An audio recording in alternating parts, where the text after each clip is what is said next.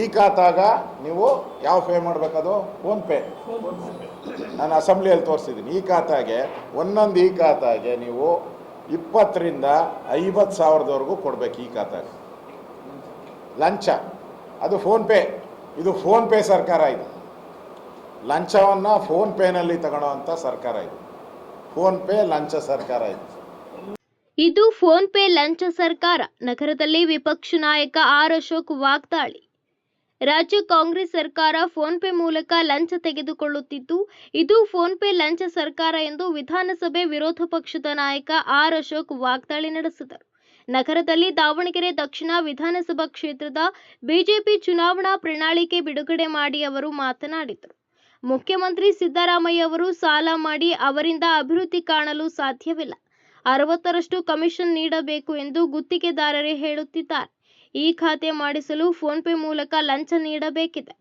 ಒಂದು ಈ ಖಾತೆಗೆ 20 ರಿಂದ 50 ಸಾವಿರ ಲಂಚ ನೀಡಬೇಕಿದೆ. ಇದು ಫೋನ್ಪೇ ಲಂಚ ಸರ್ಕಾರ ಎಂದರು.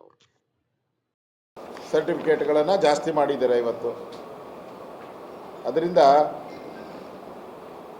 ಮುಖ್ಯಮಂತ್ರಿ ಸಾಲ ಮಾಡಿ ಈ ರಾಜ್ಯವನ್ನು ಅಧೋಗತಿಗೆ ತರುವಂಥ ಸಿದ್ದರಾಮಯ್ಯನಿಂದ ಈ ರಾಜ್ಯದಲ್ಲಿ ಅಭಿವೃದ್ಧಿ ಕಾಣಕ್ಕೆ ಸಾಧ್ಯ ಇಲ್ಲ. ಡೆವಲಪ್ಮೆಂಟ್ ಅನ್ನೋ ಶೂನ್ಯ. ಭರವಸೆಗಳು ದೊಡ್ಡದು. ಈಗ ಕಾಂಟ್ರಾಕ್ಟರ್ ಅಸೋಸಿಯೇಷನ್ನೇ ಹೇಳಿದ್ದಾರೆ. ಕಾರ್ಪೊರೇಷನ್ ಕಾಂಟ್ರಾಕ್ಟ್ ಅಸೋಸಿಯೇಷನ್ ಹೇಳಿದ್ದಾರೆ, ರಾಜ್ಯ ಕಾಂಟ್ರಾಕ್ಟರ್ ಅಸೋಸಿಯೇಷನ್ ಹೇಳಿದ್ದಾರೆ, ಲಿಕ್ಕರ್ ಅಸೋಸಿಯೇಷನ್ ಇವು 3 ಹೇಳಿದ್ದಾರೆ. 60% ಕೊಡಬೇಕು ಅಂತ. ಈ ಖಾತಾಗ ನೀವು ಯಾವ ಪೇ ಮಾಡಬೇಕದು ಫೋನ್ಪೇ.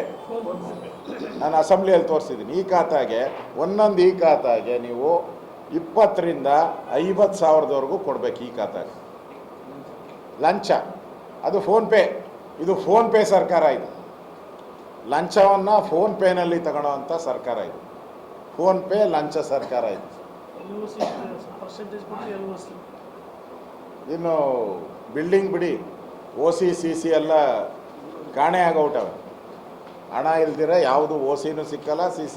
ಮೊನ್ನೆ ಬಿಲ್ಡಿಂಗ್ಗಳಿಗೆ ಎಲೆಕ್ಟ್ರಿಕ್ ಕನೆಕ್ಷನ್ ಸುಮಾರು 4 ಲಕ್ಷ ಜನ ವೆಯ್ಟಿಂಗ್ ಮಾಡ್ತಾವ್ರೆ.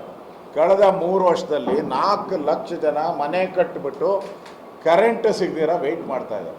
ನಿಮ್ಗೆ ನಾಚಿಕೆ ಆಗಲ್ವಾ? ಅಭಿವೃದ್ಧಿ ಮಾಡ್ತೀರಿ ಅಂತಾರೆ ಸಿದ್ದರಾಮಯ್ಯ. ಏನು ಅಭಿವೃದ್ಧಿ ಮಾಡಿದ್ದಾರೆ?